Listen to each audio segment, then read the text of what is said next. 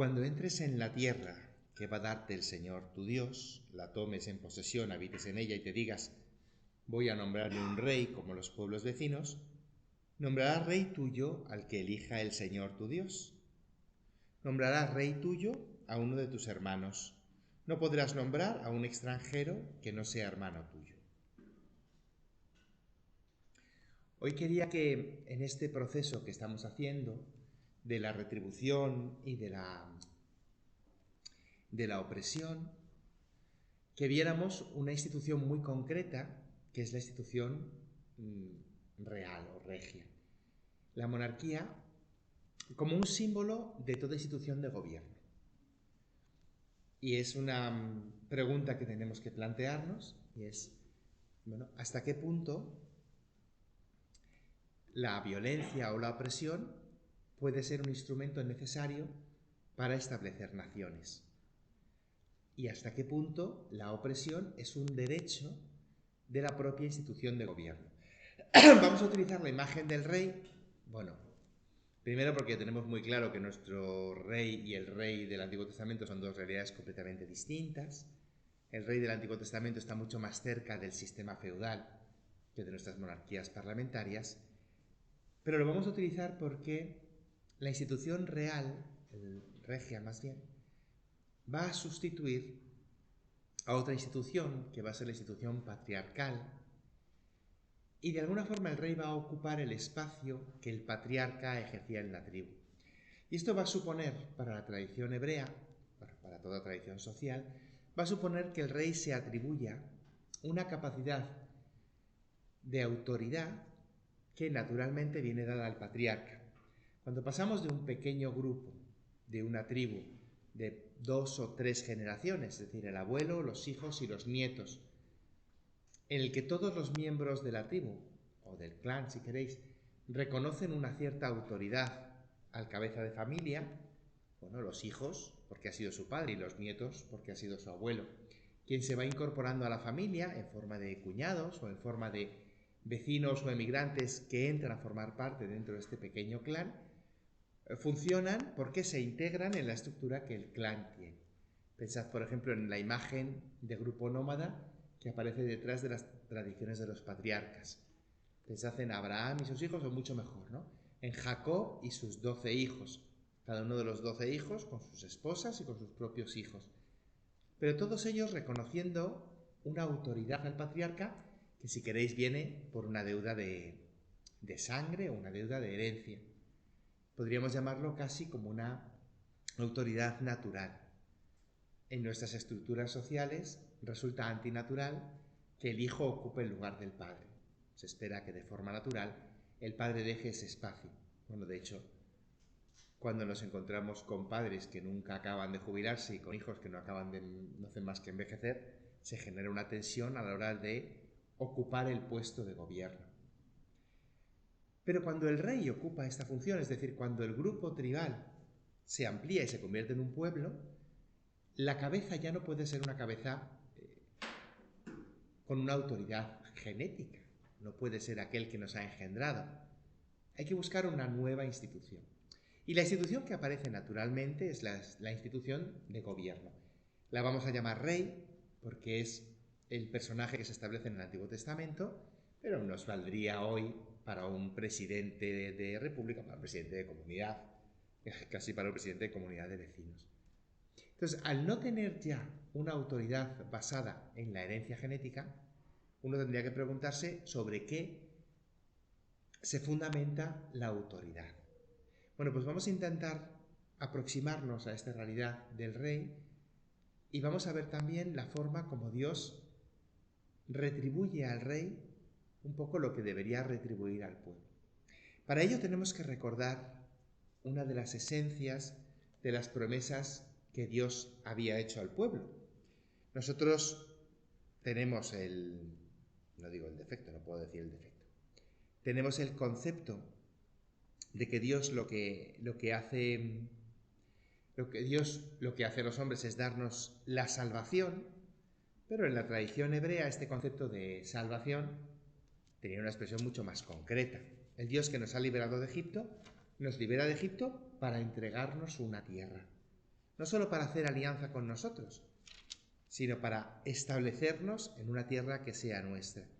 Si leemos el capítulo 23 del Éxodo, que hay un recuerdo, si queréis, del relato del mandato, yo enviaré un ángel delante de ti para que te cuide en el camino, para que te lleve al lugar que te he preparado, respétalo y obedécelo, no te rebeles, porque el ángel lleva mi nombre y no perdonará tus rebeliones. Si le obedeces y haces lo que yo te digo, tus enemigos serán mis enemigos y tus adversarios mis adversarios. Hay una retribución a la fidelidad. Mi ángel irá por delante y te llevará a las tierras de los amorreos, heveos, fereceos, cananeos, heveos, jebuseos, y yo acabaré con ellos. Es lo que podríamos esperar de un Dios al que le somos fieles. Servid al Señor y apartaré de ti las enfermedades. No habrá en tu tierra mujer estéril ni que aborte. Enviaré por delante mi terror y desbaratará los pueblos que invadas. Y haré que tus enemigos te den la espalda, en el sentido de que salgan huyendo delante de ti, no que dejen de ayudarte, ¿no? Que cuando te presentes al enemigo, te acompaño con mi terror y mi peste, o mi terror y mi temblor, y por tanto el enemigo se da la vuelta y sale huyendo. Yo pelearé contigo. Enviaré un pánico que espantará a heveos, cananeos y heveos, y marcaré las fronteras de tu país desde el mar Rojo hasta el mar Filisteo, desde el desierto hasta el río. Y a los habitantes de este país los pondré en tus manos, y tú los echarás de tu presencia. Esta acción de Dios sobre el pueblo de entregarles una tierra es la respuesta a la actitud del pueblo. Servid al Señor vuestro Dios, y Él bendecirá tu pan y tu agua. No adorarás sus dioses ni les servirás, y no imitarás sus obras. Al contrario, destruirás y destrozarás sus estelas. Hay un pueblo que establece un vínculo específico con Dios, y Dios cubre las necesidades de este pueblo. Si nos fijamos, el lenguaje del libro del Éxodo, del libro del Deuteronomio, porque es similar, es un lenguaje análogo al que podríamos establecer entre dos reinados. Si me pagas los tributos justos, yo te protegeré cuando tus enemigos te asalten. De hecho, la alianza que Dios hace con el pueblo copia los esquemas de las alianzas que conocemos del Oriente Cercano, especialmente de los tratados hititas de vasallaje. Es como si el pueblo se sometiera a una ley de vasallaje que conocemos muy bien, porque ha perdurado entre nosotros, iba a decir hasta la Edad Media, en Europa hasta la Edad Media, en otras regiones del planeta, ese pacto de vasallaje sigue perdurando hasta hoy. El vasallo ofrece la fidelidad y el soberano, el Señor, ofrece la protección. Bueno, pues es muy interesante que los lenguajes del Pentateuco nos pongan esta imagen de rey y vasallo, porque nos va a permitir leer la experiencia del rey terreno desde este esquema de una nueva interpretación de vasallaje. Desde ya os diré que la solución que va a encontrar el autor bíblico es la solución de enviar a Dios los atributos que corresponden al rey. De forma natural, el que tiene la obligación de marcar los límites de la tierra y de asegurarse que los terrenos nos sigan perteneciendo, es decir, de expulsar de nuestra tierra a aquellos a los que no le pertenece, es la tarea del rey. El vasallo pagará sus tributos, pero al rey le corresponde asegurarse de que el vasallo viva en paz en su territorio. Y si aparecen heveos, cananeos, filisteos o jebuseos o hititas, le corresponde al rey enviar su ejército y proteger al vasallo. Esta imagen del rey como los demás pueblos, curiosamente en la tradición del Pentateuco aparece como un elemento original. Si volvemos al capítulo 17 del libro del Deuteronomio, con el que he comenzado, veremos dos elementos que son originales en la tradición de Israel sobre el rey. El primero es de que te nombrarás un rey como los demás pueblos, pero que será un rey al que elija el Señor tu Dios y que será uno de entre tus hermanos. En el capítulo siguiente, en el capítulo 18, también se indica que el profeta cumplirá esta misma condición. El profeta será uno de entre tus hermanos, uno como los que el Señor ha escogido. Sin marcar una diferencia entre el vasallo y el rey. Esto que a nosotros nos parece evidente, porque llevamos 200 años de Revolución Francesa, si hacemos un pequeño ejercicio de memoria, podemos recordar la originalidad que suponen los movimientos nacionalistas del siglo XIX.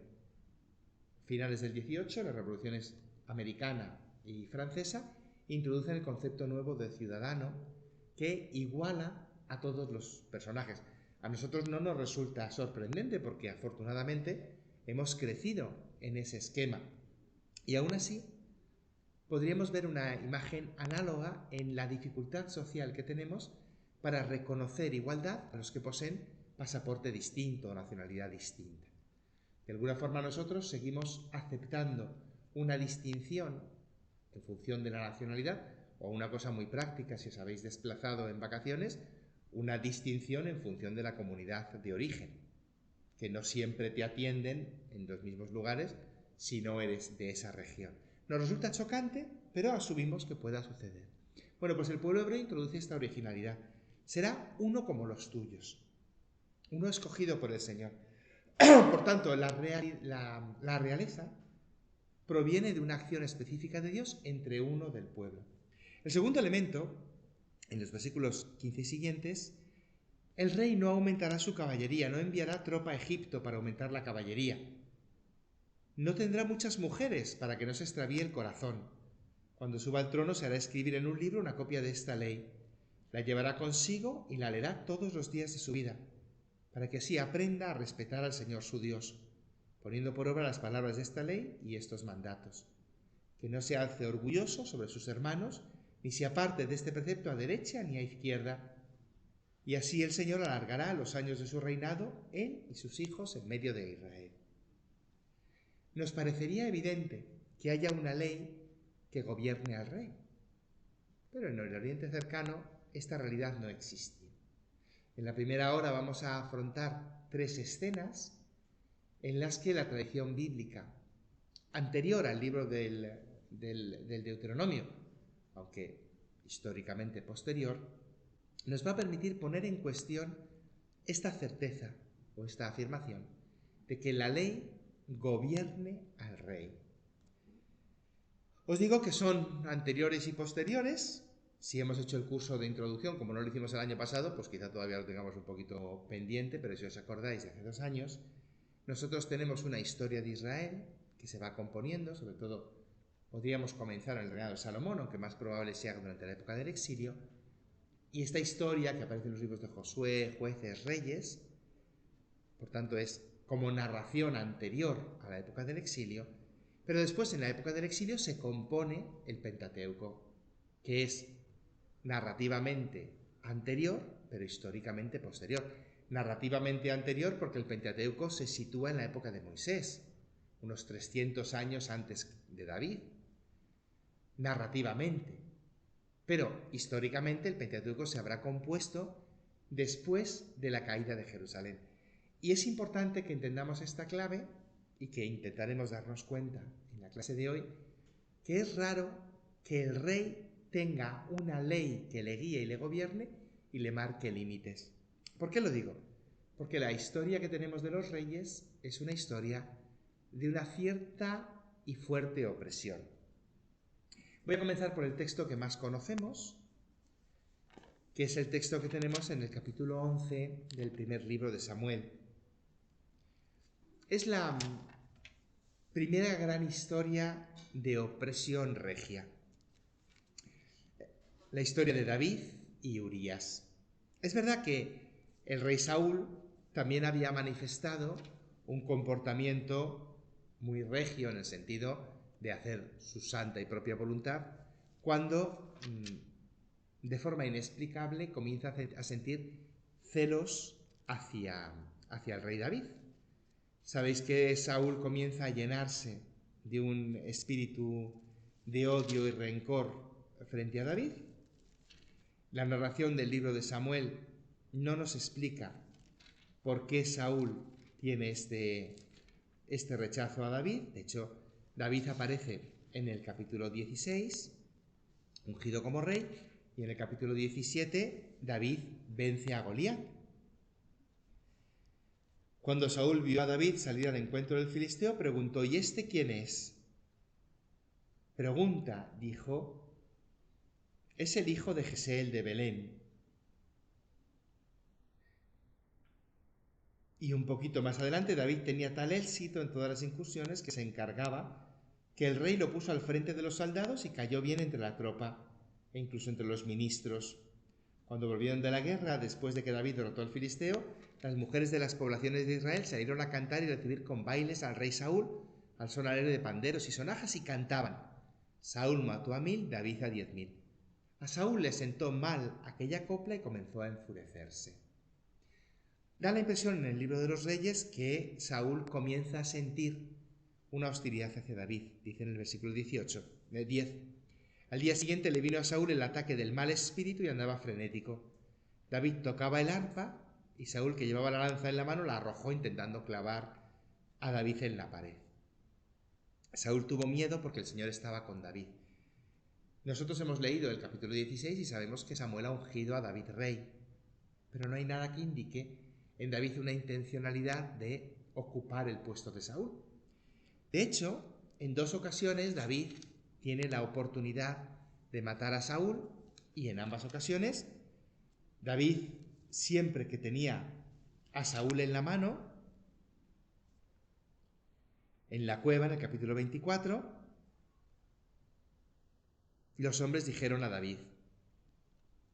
Es una historia bastante ridícula porque Saúl se ha escondido en una cueva porque tiene que hacer sus necesidades, justo en la cueva donde está escondido David.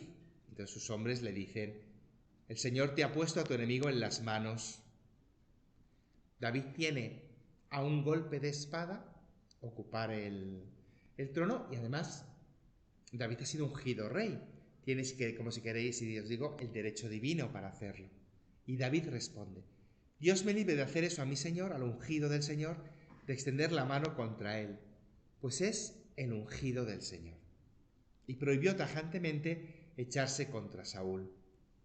Le cortó el borde del manto, pero le remordió la conciencia por haber cortado a Saúl el borde del manto.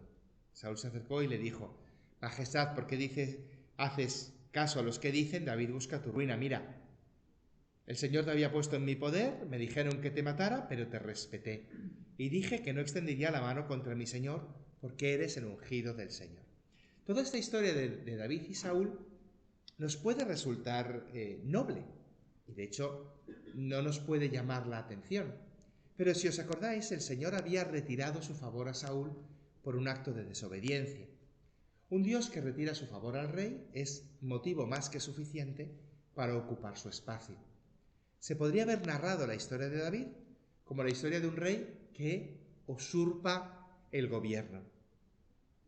Claro, el problema de un rey que usurpa el gobierno es que es demasiado parecido a los reyes de las otras naciones, y en concreto de una nación, que es la nación vecina. ¿Os acordáis que el reino de Salomón queda dividido en 2 a la muerte de este?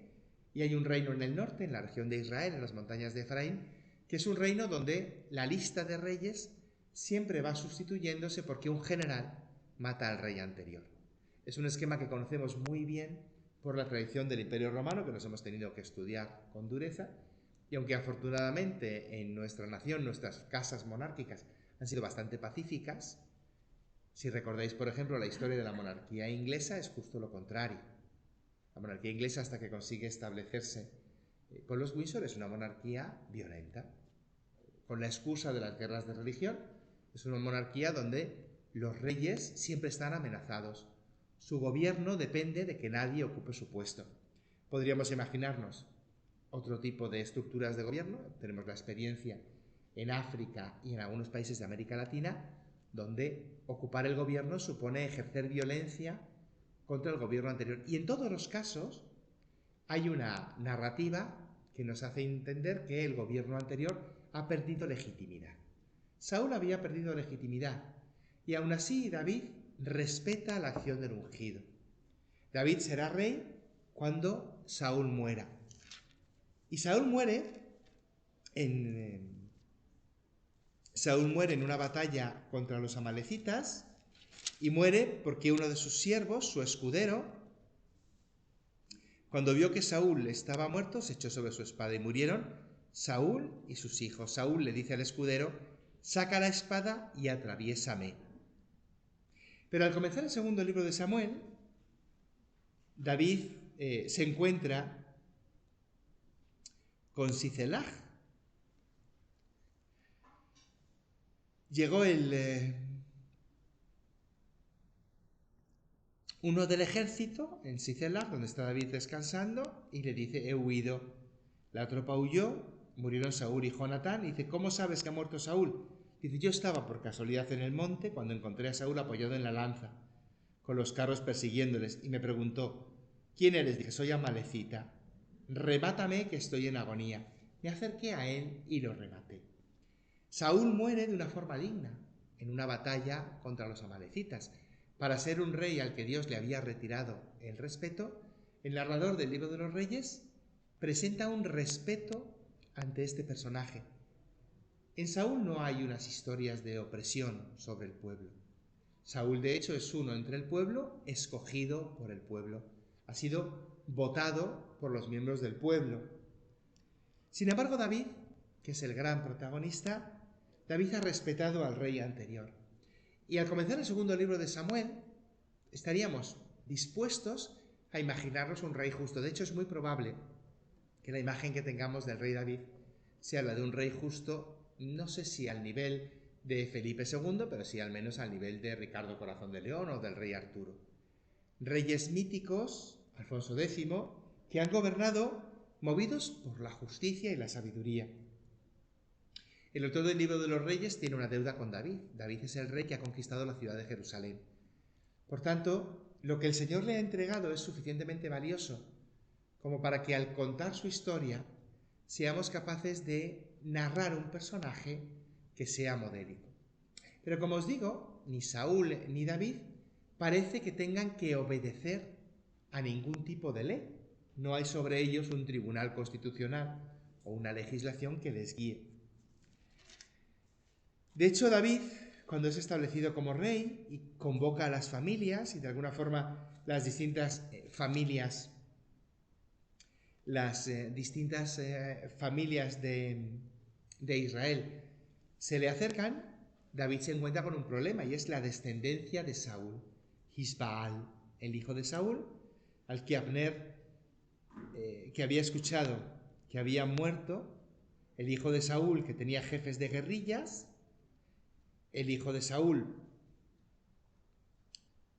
trata de buscar su lugar en esta nueva corte, y la portera, mientras limpiaba el trigo, entraron Rahab y Baana, los dos hijos de Rimón, los dos servidores, llegaron a la alcoba de Isbaal, lo hirieron de muerte y cortaron su cabeza, y llevaron la cabeza a David y le dijeron: aquí está la cabeza de Isbaal, el hijo de Saúl, tu enemigo. El Señor ha vengado hoy al rey mi señor. Pero David dijo: vive el Señor, que me ha salvado la vida del peligro. El que me anunció: ha muerto Saúl, creyendo darme buena noticia, lo agarré y lo ajusticié.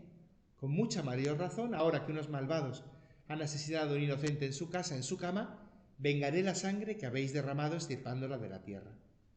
Dio orden a sus oficiales y los mataron.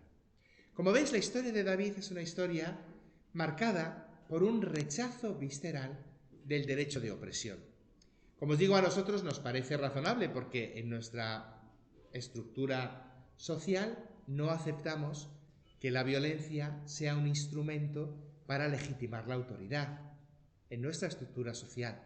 Sin embargo, en la tradición de Oriente Medio, y hoy no nos haría falta más que mirar a poblaciones islámicas o algunas poblaciones del África subsahariana, todos recordamos la situación de Ruanda, aún no somos lo suficientemente viejos como para haberlo olvidado, y todos estamos ahora tratando de digerir la situación en Ucrania, donde el uso de la fuerza parece o aparece como un instrumento legítimo para establecer lo que me pertenece. David tenía todo el derecho a utilizar la violencia para establecer lo que le pertenece. Sin embargo, el autor del libro de Samuel quiere claramente dejarnos una imagen de un rey David que renuncia a esta imagen de la justicia, de la violencia. Aún así, En el capítulo 11, el rey David se encuentra con la única situación, una de las dos, pero la situación más clara de opresión por parte del rey. Dice el inicio del libro que era la época en que los reyes salen a la guerra. David envió a Joab y a sus oficiales y a todo Israel a devastar la región amonita, mientras David se quedaba en Jerusalén. Nada extraño. El rey tiene todo el derecho de enviar a la guerra a quien quiera. Un día al atardecer, David se levantó de la cama. No hay nada extraño. El rey tiene el derecho de levantarse cuando quiere porque no trabaja para nadie. Desde la azotea vio una mujer bañándose, una mujer muy bella, y mandó a preguntar y le dijeron: es Betsabé, la esposa de Urías elitita. Y David mandó a unos para que se la trajeran. Nada extraño, porque es el señor de todas las posesiones. Llegó la mujer y David se acostó con ella, que se estaba purificando de sus reglas. Nada extraño, porque el rey es señor de todo lo que ocurre alrededor. Si ahora volvemos a recordar las historias del Éxodo que leíamos la semana pasada, veremos que el narrador no se sorprende por el hecho de que Faraón decida acabar con la vida de sus siervos, porque el rey, por herencia divina, es señor de todo lo que le rodea: campos, ganados, incluso hasta la vida de las personas. Esta imagen el autor del libro de Samuel la tenía bastante clara.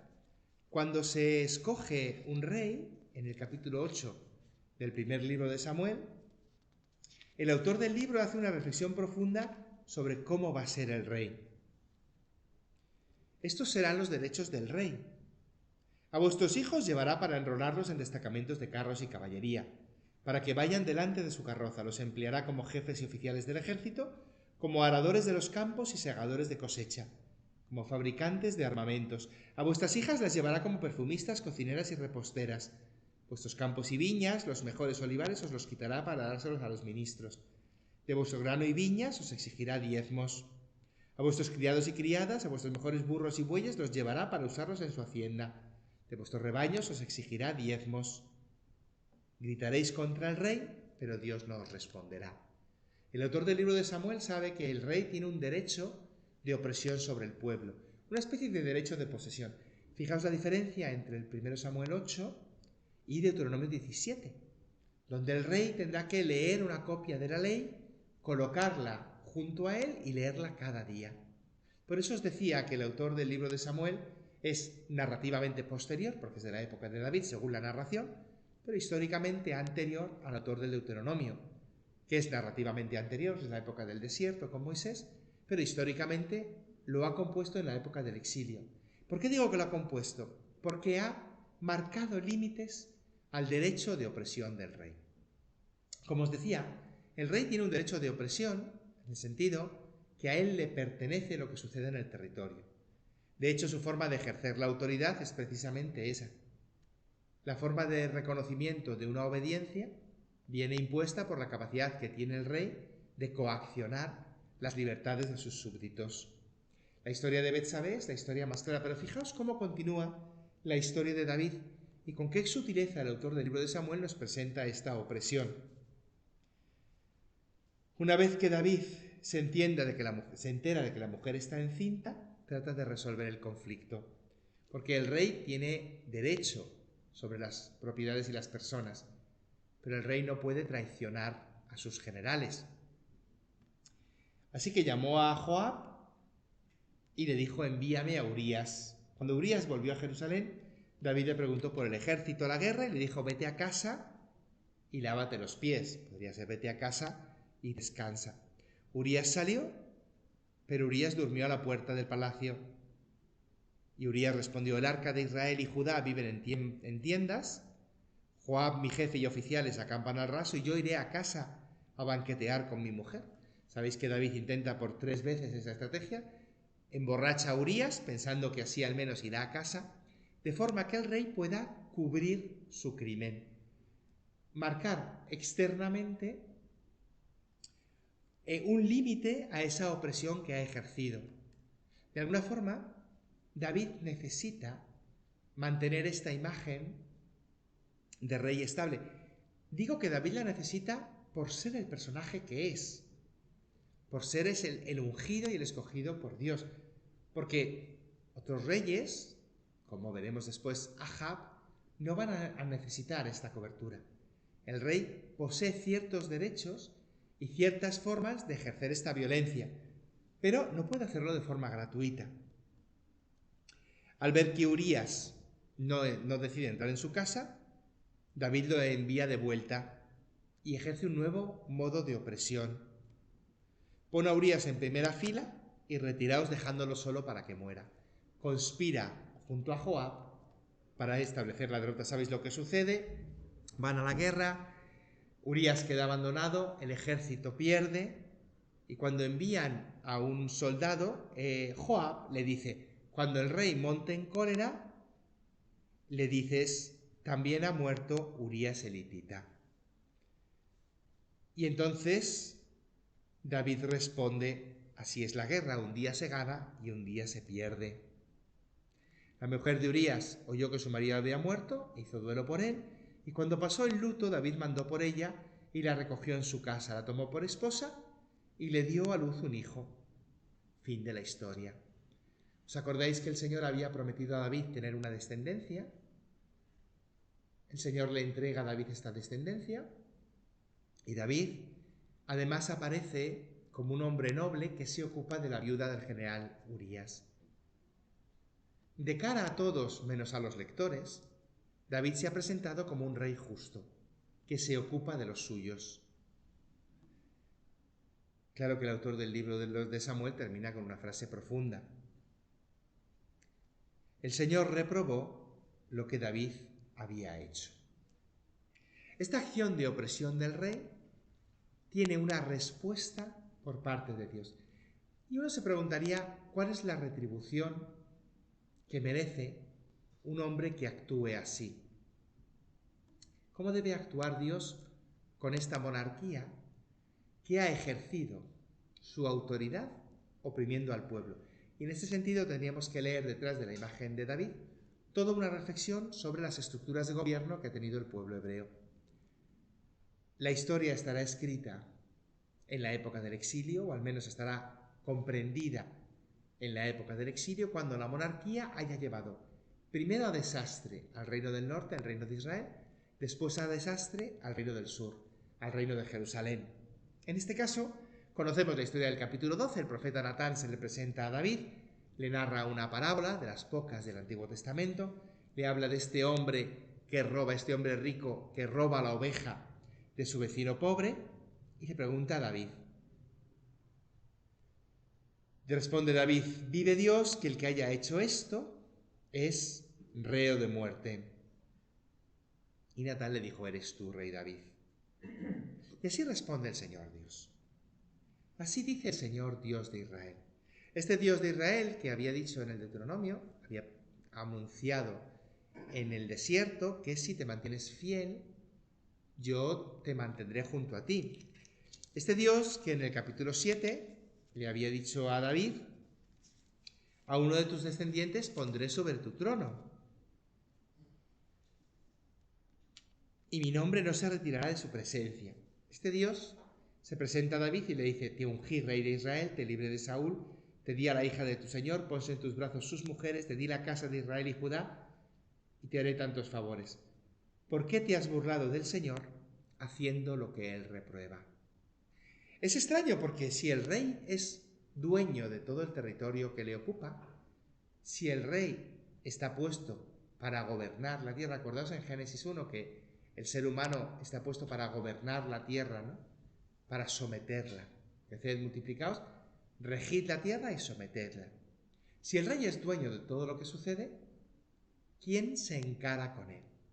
En la tradición hebrea hay una autoridad superior, si queréis, a la autoridad del rey, que es esta autoridad del Señor, que se le presenta a través de la boca del profeta y le dice: has asesinado, por eso la espada no se apartará de tu casa.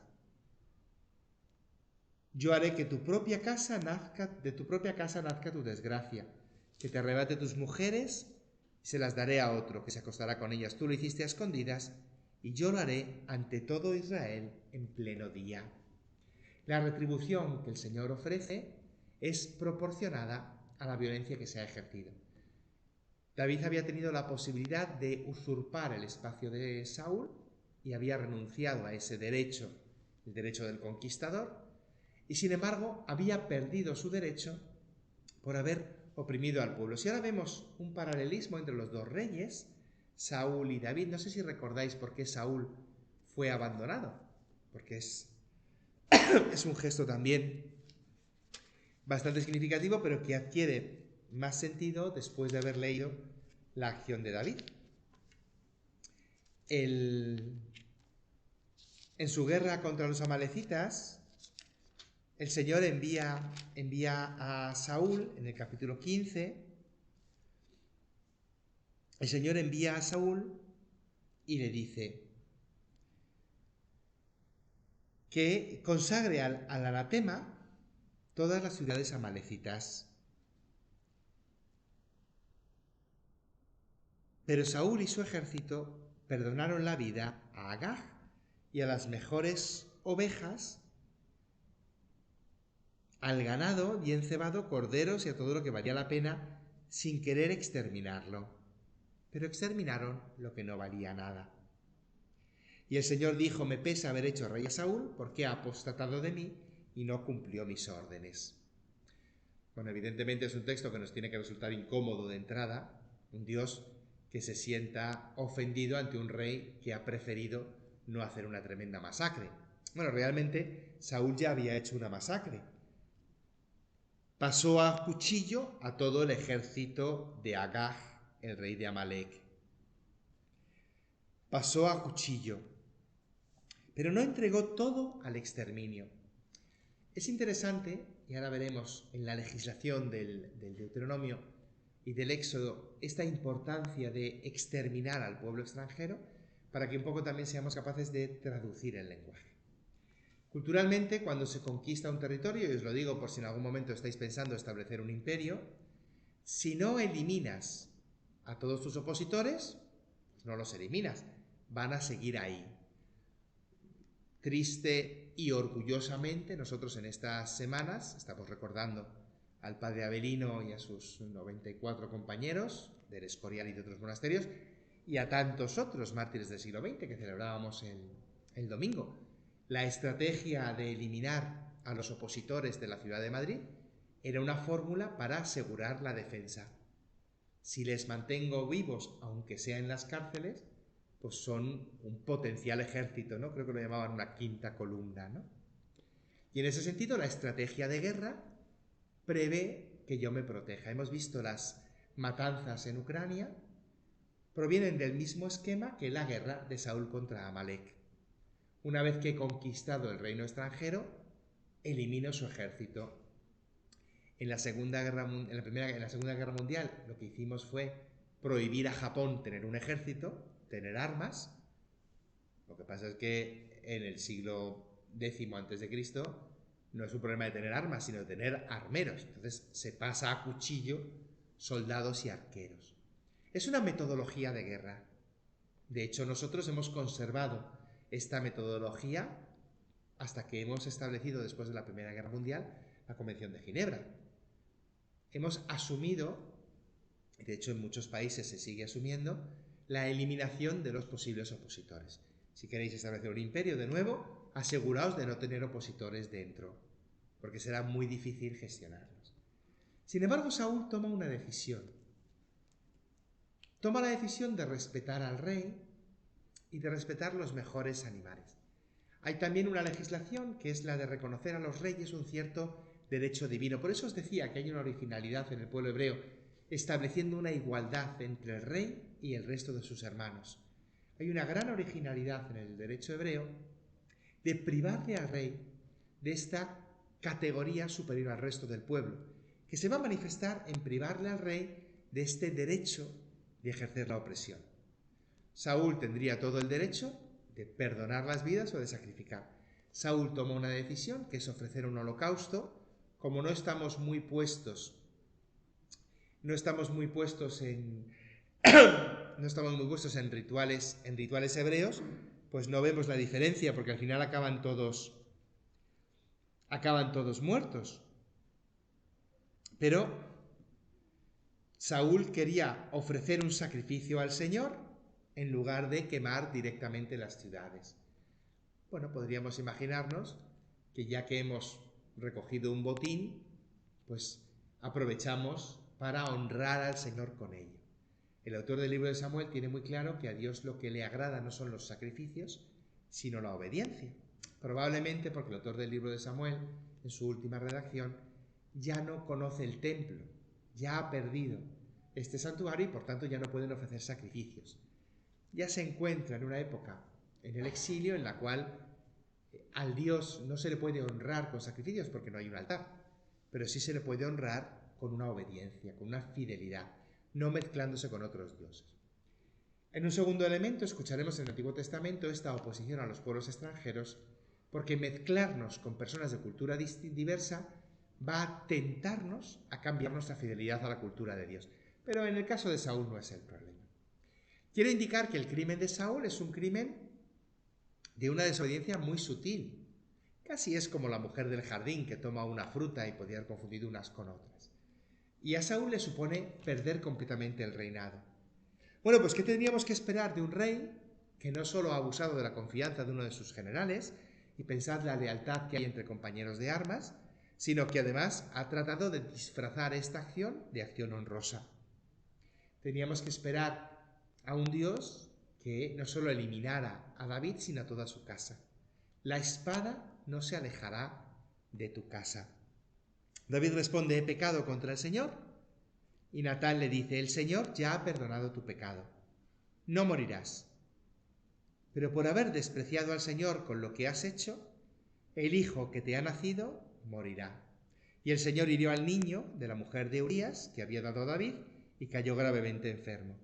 David pidió a Dios por el niño, prolongó su ayuno, se acostaba en el suelo, y el séptimo día murió el niño.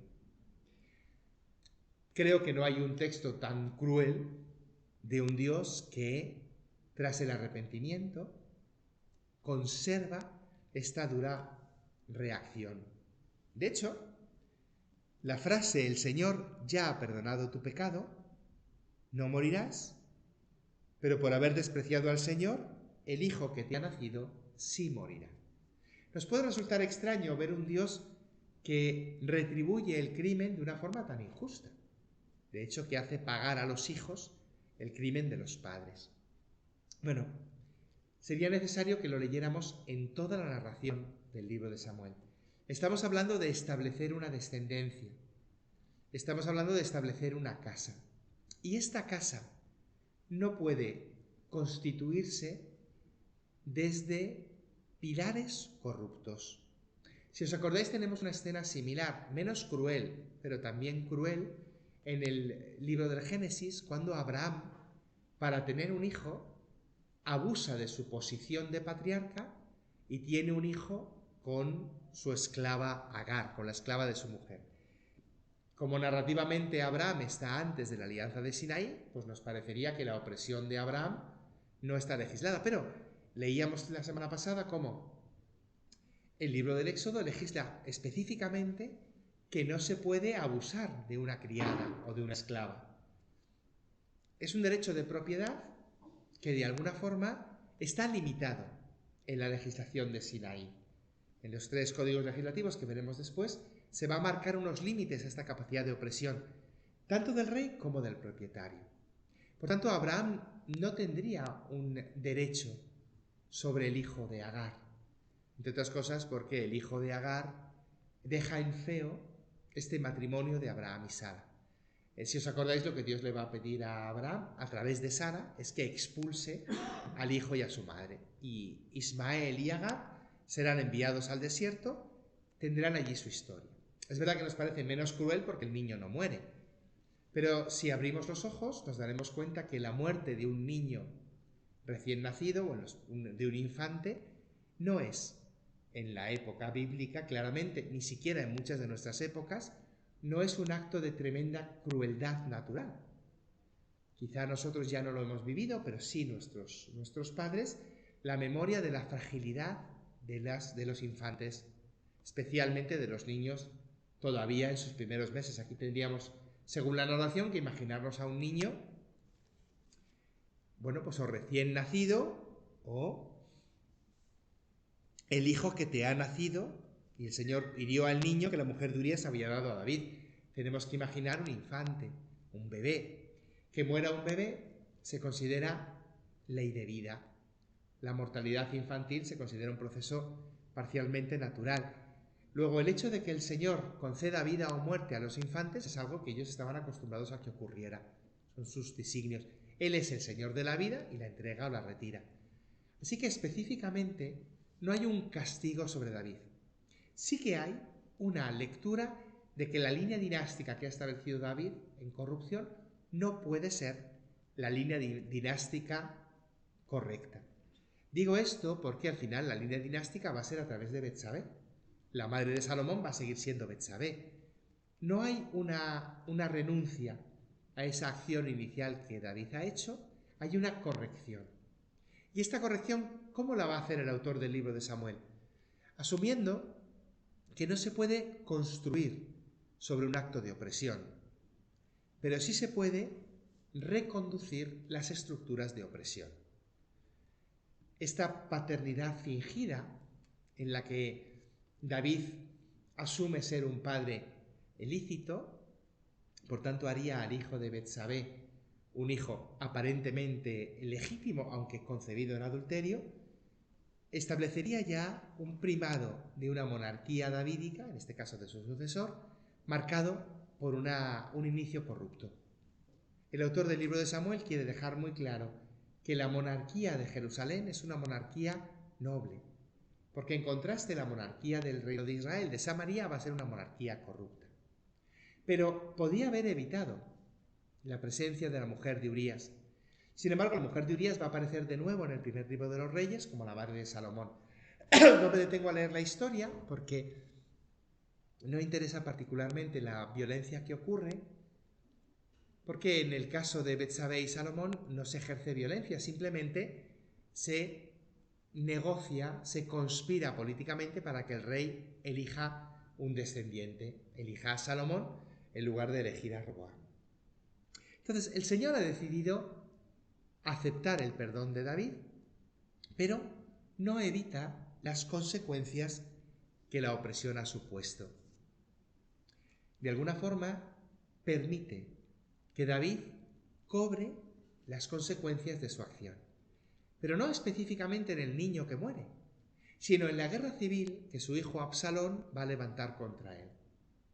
El autor del libro de los Reyes necesita dejar este elemento muy claro y para ello nos recuerda: tomaré tus mujeres y se las daré a otros. Establece este paralelismo entre las mujeres de Saúl, que le son entregadas a David por derecho tras la muerte de Saúl, y las concubinas de David, que Absalón se apropiará de ellas cuando ocupe la ciudad de Jerusalén, cuando David tenga que huir al exilio para evitar enfrentarse a él. Tampoco hay aquí una legislación. Veremos después que en la legislación de Deuteronomio sí que se especifica un límite para que padre e hijo puedan compartir la misma esposa. Pero da la impresión que el rey de Jerusalén no tiene ninguna ley que le marque o le limite. Una vez que David ha asumido esta situación, vive la consecuencia de su crimen, el hijo, la línea corrupta queda truncada, la historia de David continúa con el crimen de Absalón. Así que la auténtica retribución de Dios estaría en la revuelta de su hijo Absalón. Leyéndolo desde este punto de vista, a nadie se le ocurre pensar que la revuelta de Absalón sea un castigo divino, porque en la narración no se dice que Absalón sea enviado por Dios para juzgarle. Simplemente se nos presenta a Absalón como un hombre violento, como un hombre ambicioso, y por tanto, en el capítulo 15, si yo fuera el juez del país, podrían venir a mí y yo haría justicia. Y cuando alguno se acercaba ante él, Absalón le alzaba, lo besaba y hacía con todos los israelitas que iban al tribunal del rey, y así se los iba ganando. Al cabo de 4 años dijo: déjame ir a Hebrón a cumplir una promesa. Y cuando fue a Hebrón, Absalón se proclamó Absalones rey en Hebrón. El autor del libro de Samuel no nos dice que Dios promueva a este Absalón como un castigo contra David. Entonces me parece interesante que quien ha compuesto el libro de Samuel entienda que este Dios fiel que ha prometido establecer una casa permite que la casa que establezcamos se establezca con las reglas que nosotros hemos establecido. Entonces, si David ha establecido unas reglas de violencia, el Señor permite que su casa siga jugando con esas mismas reglas. ¿Os acordáis que habíamos visto en el libro del Génesis que el corazón del hombre está torcido al mal desde la adolescencia? Es verdad que muchas veces nos puede parecer justo y en otras tradiciones religiosas nos puede parecer una especie de equilibrio cósmico que quien mata a espada muera a espada. Como os acordáis, ¿no?, que Jesús le advierte a Pedro, creándonos siempre una confusión desde pequeños, porque el que muere a espada era Pablo y no Pedro. Pero es este refrán de decir ojo por ojo, este refrán que nosotros conocemos por la tradición del Código de Hammurabi, que de alguna forma nos hace buscar una justicia retributiva, que devuelva a cada uno lo que ha hecho, mal por mal, bien por bien, ojo por ojo y diente por diente. En ese esquema, que David sea expulsado de su trono, pues parecería justo, primero porque Saúl fue expulsado y segundo porque David ha conservado el trono con violencia. Ha ejercido violencia sobre Urías, merece que caiga violencia contra él. Y hubiera sido muy sencillo narrar que Dios suscitaba a Absalón. Veremos en la siguiente clase que en el caso de Roboam sí que da la impresión que Dios suscite a Jeroboam. Aunque más bien os propongo que lo leamos al revés, que lo leamos desde el aspecto de establecer unas reglas en mi casa y de un Dios que permite que las reglas permanezcan, que da libertad al padre de familia para establecer unas reglas. David establece unas reglas de violencia y de ambición y Absalón lo que hace es vivir con las reglas de su padre. La diferencia entre los dos reyes, David y Absalón, es que David, cuando toma conciencia del abuso de poder, se arrepiente. Mientras que Absalón en ningún momento va a tomar conciencia de este abuso de poder, ni siquiera cuando se apropie de las mujeres de su padre. En consecuencia, y es esta la retribución concreta, cuando David se arrepiente, el Señor le dice: «Se ha perdonado tu pecado, tú no morirás». Y es esta en concreto la retribución que ya veíamos la semana pasada que el Señor proponía en el momento de la alianza y que vuelve a aparecer aquí en el caso de David. Haz esto y vivirás. La auténtica retribución que Dios entrega es la retribución de la vida como fruto a la obediencia, o mejor dicho, como fruto a la fidelidad. Y aquí os tendría que decir que la palabra fidelidad, que en nosotros está muy unida en nuestro lenguaje a la expresión fe y por tanto confianza, en la tradición hebrea estaría muy unida a la tradición de permanecer de pie, de no retirarse. El verbo amén, que es el que utilizamos nosotros, amán, que es permanecer de pie, es el verbo de la raíz de emuná, que significa fidelidad. Bueno, pues bien, este Dios que es emet, que es fiel, es un Dios que pide al hombre, o mejor dicho, ofrece al hombre esta misma fidelidad y permanencia. El autor de la historia que llamamos deuteronomista, la historia de Samuel y de Reyes, tiene muy claro que Dios es el Dios de la vida y lo lleva en su nombre. Yahvé, de la raíz Jaya, significa vida. Quien está junto a la vida permanece en la vida. David reconoce haberse desviado y por tanto decide permanecer junto a la vida y su vida queda conservada. Lo que no se conserva son las consecuencias de sus actos. Absalón se aleja de esta fidelidad. Un hijo que traiciona a su padre es un ejemplo muy claro de infidelidad y por tanto va al espacio de la infidelidad, el espacio donde no está la vida. Y aunque a nosotros esto nos está sonando inmediatamente, ¿no?, al premio de los que son fieles y el castigo de los que son infieles, os invitaría a que viéramos también la vida como una realidad que puede permanecer constante o que puede desaparecer. Con una imagen que el profeta Jeremías tiene, que es la de las aguas inconstantes, el torrente al que cuando llega subiendo la montaña, ese torrente puede tener agua o no, en función de las épocas del año, ese manantial que habitualmente tiene agua, pues a lo mejor en verano o en primavera ya no lo tiene, o al final del otoño.